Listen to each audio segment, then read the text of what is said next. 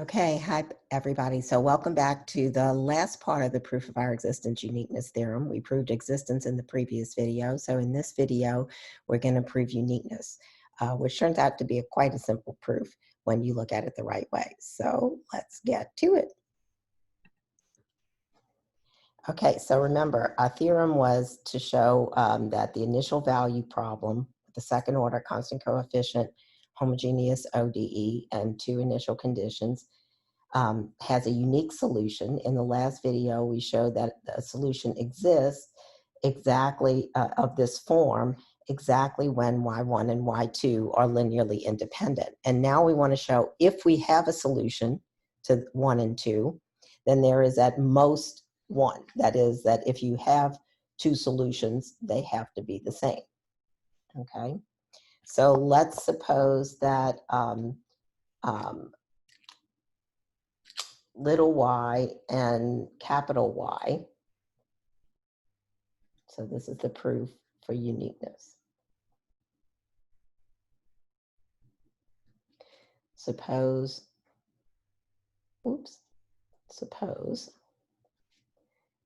y of t and capital Y of t both satisfy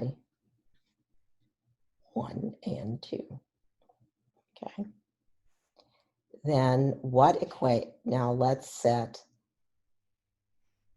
W of t to be y of t plus, minus capital Y of t.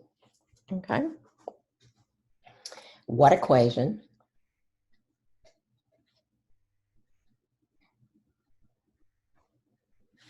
does W satisfy?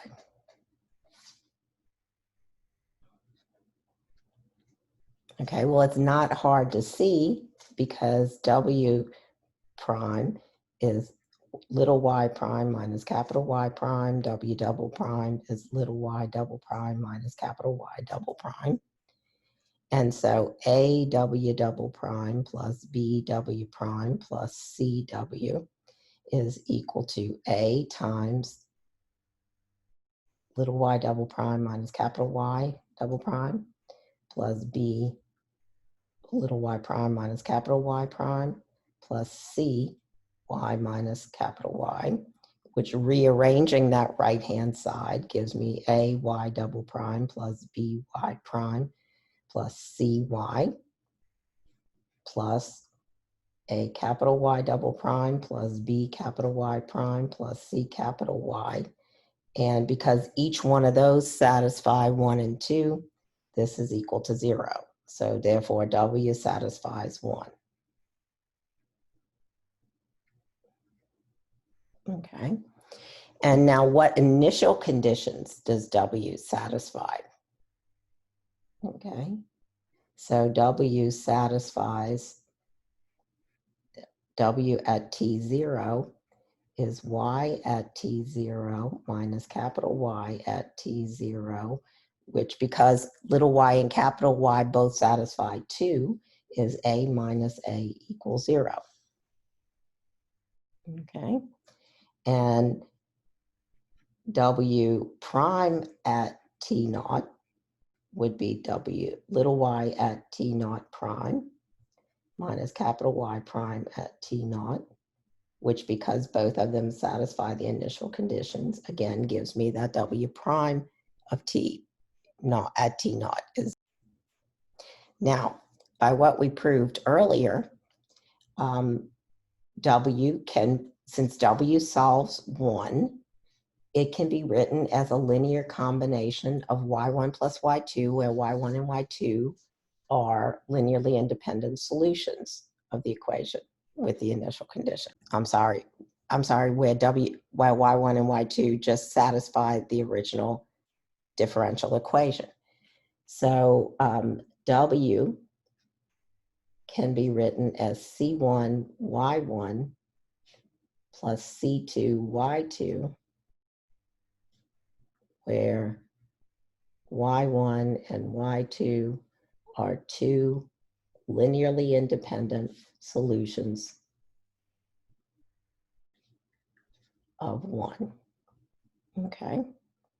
So that, and we know that W at T naught is 0 and W prime at T naught is 0. So in other words, by the initial conditions,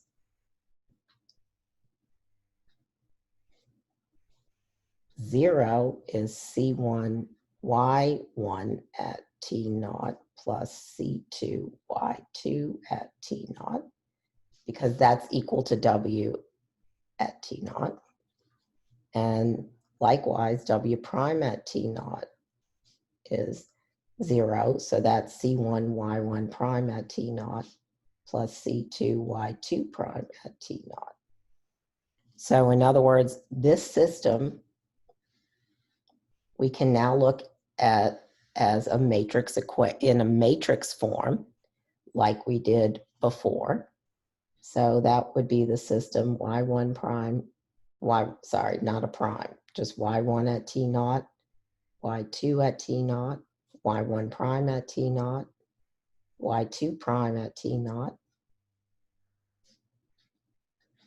times the C1 and C2 is equal to the matrix 0, 0.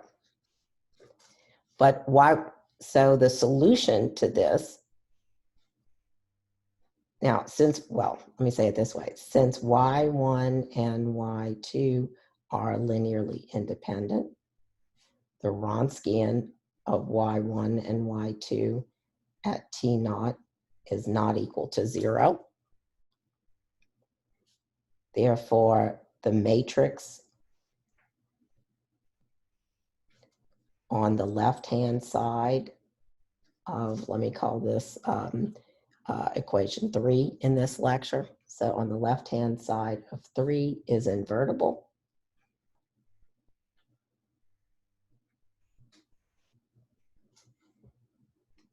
So C1, C2 is the inverse of this matrix, which is non-zero. So that's exactly 1 over the Wronskian times Y2 prime at T naught. I'm just inverting that 2 by 2 matrix, Y1 at T naught, minus Y2 at T naught. Oh, geez, I'm going to run out of space here. Y1 prime at T naught with a minus sign times the matrix 0, 0. But anything times a 0 matrix just gives you the 0 matrix. So that says that C1 equals C2 equals 0. But W was C1Y1 plus C2Y2. Therefore, W of T equals 0 for all T in the interval of existence. Okay, so W equals 0, but what was W?